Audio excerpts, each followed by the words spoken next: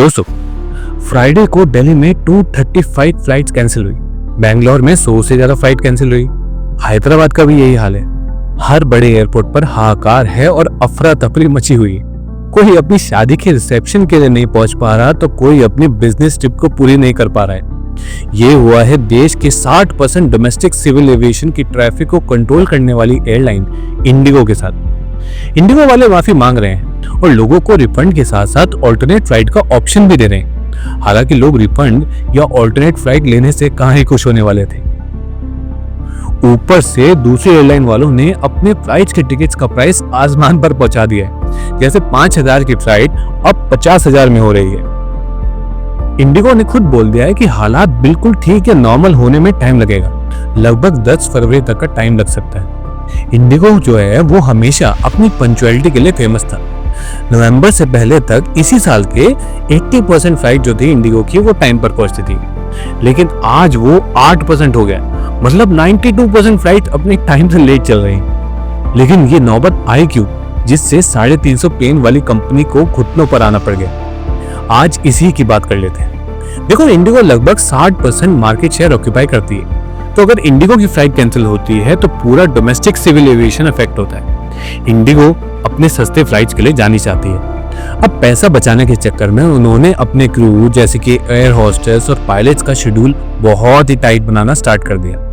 अक्सर एयरलाइंस के पास stand by pilot होते हैं ताकि अगर कोई एक पायलट के साथ दिक्कत हो जाए, जिसको उस दिन उड़ान बढ़नी है, तो उसकी जगह कोई दूसरा स्टैंड बाय पायलट ले ले। लेकिन इंडिगो की फिलॉसफी कुछ दूसरी है। वो ये कहते हैं कि जो स्टैंड बाय पर बैठा पायलट है वो बस पैसा खराब कर रहा है, क्योंकि वो तो बेंच पर बैठा है, कोई उड़ान नहीं भर रहा है। यही हाल केबिन क्रू के साथ भी था। अब इससे वर्कफोर्स में क्या हुआ, फ्रस्ट्रेशन होना स्टार्ट हो गया। उन्होंने गवर्नमेंट और कंपनी दोनों के सामने अपनी तकलीफ बताई, लेकिन इंडिगो तो कहां ही सुनने वाली थी, क्योंकि वो तो इस फिलॉसफी में बिलीव ही करते हैं। तो ये लोग कोर्ट पहुंचे। फाइनली डीजीसीए यानी कि director general control of civil aviation, जो गवर्नमेंट की रेगुलेटरी एजेंसी है सिविल एविएशन के लिए, उन्होंने पायलट और क्रू मेंबर्स की थकान कम करने के लिए स्ट्रिक्ट रूल्स इंट्रोड्यूस किए, जिनका नाम था FDTL यानी कि फ्लाइट ड्यूटी टाइम लिमिटेशन। इसके अकॉर्डिंग पायलट्स को मैंडेटरी 48 आवर्स का रेस्ट मिलना चाहिए हर हफ्ते में। नाइट टाइम में भी 2 से ज्यादा लैंडिंग नहीं होनी चाहिए, जो कि पहले 6 लैंडिंग होती थी। ऐसा इसलिए किया ताकि पैसेंजर सेफ रहे, क्योंकि थका हुआ पायलट पैसेंजर की सेफ्टी के लिए भी डेंजरस है। अब यहीं पर प्रॉब्लम स्टार्ट हो गई। इंडिगो अपना रोस्टर यानी कि पायलट्स को कब उड़ान भरनी है, जो उसका शेड्यूल है, उसको बहुत ही टाइट बनाता था। मतलब फ्लेक्सिबिलिटी की कोई गुंजाइश ही नहीं छोड़ता था। अब नए रूल्स की वजह से ये रोस्टर गड़बड़ा गया पूरी तरीके से। इंडिगो के पास सफिशिएंट पायलट्स और क्रू नहीं थे जो 48 आवर्स का रेस्ट ले चुके हों और उड़ान भरने के लिए रेडी हो।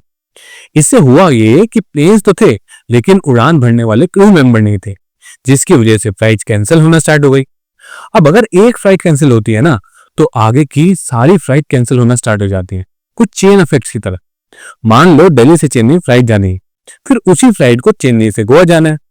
अब जब दिल्ली वाली फ्लाइट कैंसिल हो जाएगी तो आगे चेन्नई टू गोवा वाली भी तो कैंसिल हो जाएगी। फिर वही फ्लाइट जो गोवा से आगे कहीं डेस्टिनेशन पर जाने वाली है वो भी कैंसिल हो जाएगी। यानी पूरा का पूरा एक चेन इफेक्ट या डोमिनो इफेक्ट जैसा स्टार्ट हो जाएगा। अब एक प्रॉब्लम हो तो फिर भी काम चल जाता, बाकी प्रॉब्लम्स भी सामने आनी स्टार्ट हो गई। जैसे इंडिगो का जो चेक इन करने वाला सेंट्रल सिस्टम है वो खराब हो गया, जिसमें पहले चेक इन में 2 मिनट लगते थे, अब उसमें 10-10 मिनट लगने गए, यानी कि और ज्यादा डिले। फिर सर्दियों के मौसम में नॉर्थ इंडिया में कोहरे की वजह से फ्लाइट वैसे ही लेट चलती हैं। जैसे आपने देखा होगा ट्रेन लेट चलती हैं कोहरे की वजह से, वैसा ही हाल फ्लाइट्स के साथ भी होता है। तो और डिलेज होना स्टार्ट हो गए। इन सब ने मिलकर एक चेन इफेक्ट या डोमिनो इफेक्ट बना दिया और इंडिगो का पूरा सिस्टम ही कोलैप्स हो गया।